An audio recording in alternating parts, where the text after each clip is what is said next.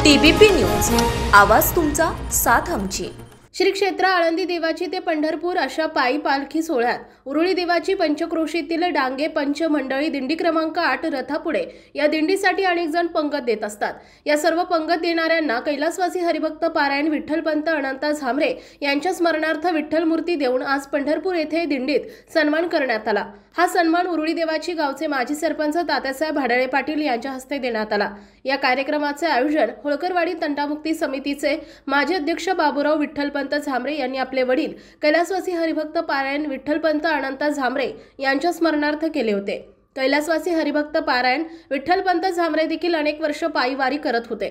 तसेच होळकरवाडी परिसरात भजन आणि अखंड हरिनाम सप्ताहाचे आयोजन करण्यात त्यांचा मोठा सहभाग असत। त्यांच्या स्मरणार्थ त्यांचा मुलगा बाबूराव विठ्ठलपंत झांबरे यांनी विठ्ठल मूर्ती देत पंगत देणाऱ्यांचा सन्मान करण्याचे आयोजन केले होते।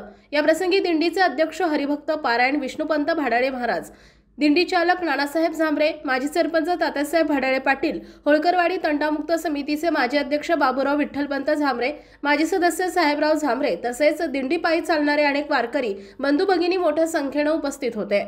आपल्या भागातील महत्त्वाच्या